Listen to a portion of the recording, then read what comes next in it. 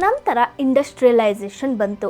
Industrialisation ಬಂದಮೇಲೆ ಹೇಗಿತ್ತು ಅಂದರೆ ಒಂದು ಇನ್ಪುಟ್ ಔಟ್ಪುಟ್ ರೇಷಿಯೋದ ಹಾಗೆ 10 ಜನ 10 ಅವರ್ಸ್ ಕೆಲಸ ಮಾಡಿದ್ರೆ ಇಷ್ಟು ಔಟ್ಪುಟ್ ನಮಗೆ ಸಿಗುತ್ತೆ ಅನ್ನೋದು ಇಂಡಸ್ಟ್ರಿಯಲೈಸೇಷನಲ್ಲಿ ಬಂದ ಒಂದು ವಿಷಯ.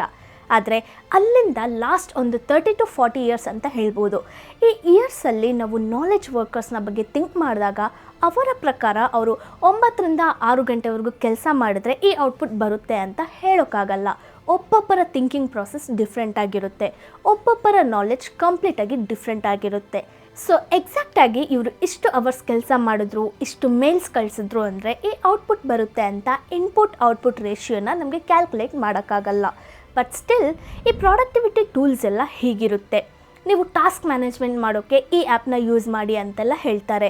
ಸೊ ಟೆಕ್ನಾಲಜಿಯ ಜೊತೆ ನಾವು ಹೆಚ್ಚು ಟಾಸ್ಕ್ಗಳನ್ನ ಆ್ಯಡ್ ಮಾಡೋಕ್ಕಾಗುತ್ತೆ, ಹೆಚ್ಚು ಆರ್ಗನೈಸ್ ಮಾಡ್ಬೋದು. ಆದರೆ ಹೆಚ್ಚು ಕೆಲಸ ನಮಗೆ ಮಾಡೋಕ್ಕಾಗುತ್ತಾ? ಇನ್ಫ್ಯಾಕ್ಟ್ ಇಂತಹ ಟೂಲ್ಸ್ ಹೆಚ್ಚಾಗಿ ಬರ್ತಾ ಇದ್ದಂತೆ ನಮಗೆ ಹೆಚ್ಚಾಗಿ ಆ್ಯಡ್ ಮಾಡೋಕ್ಕಾಗ್ತಿದೆ. ನಮಗೆ ಮಾಡೋಕ್ಕೆ ಸಾಧ್ಯ ಆಗೋಕ್ಕಿಂತ ಹೆಚ್ಚಾಗಿ ಆ್ಯಡ್ ಮಾಡೋಕ್ಕಾಗ್ತಿದೆ. ಸೊ ಈ ಒಂದು ಡಿಫ್ರೆನ್ಸ್ನೇ ಅವರು ಹೇಳ್ತಿದ್ದಾರೆ.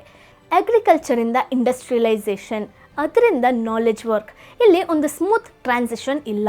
ಯಾಕಂದರೆ ಅಲ್ಲಿ ಮಾಡಿದ್ದನ್ನು ನಾವು ಇದರಲ್ಲಿ ಅಪ್ಲೈ ಮಾಡಿದಾಗ ನಮಗೆ ಸೇಮ್ ಔಟ್ಪುಟ್ನ ಕೊಡೋಕ್ಕೆ ಸಾಧ್ಯ ಆಗಲ್ಲ.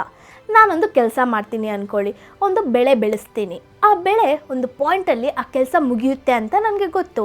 ಸೊ ಬೆಳೆನ ನಾನು ಕಲ್ಟಿವೇಟ್ ಮಾಡಿ ಮೇ ಬಿ ಸೇಲ್ ಮಾಡ್ತೀನಿ, ಇಲ್ಲ ನಾನೇ ತಿಂತೀನಿ.